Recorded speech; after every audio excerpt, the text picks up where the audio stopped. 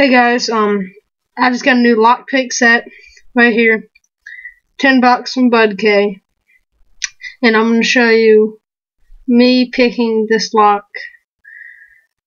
Yeah, it's the Master number 120.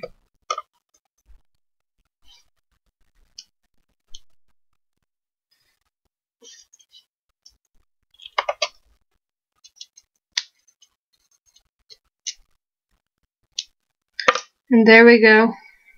The lock has been picked. For that pick, I use the tension wrench and the half diamond.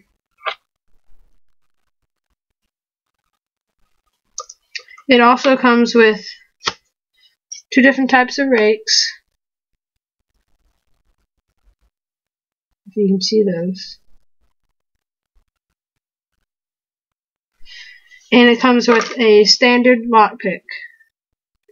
And they all fit into this right here, which slides in to here.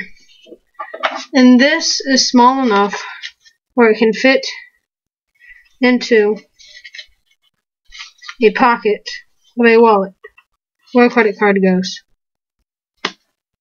So you can take it around in your wallet. Thank you for watching.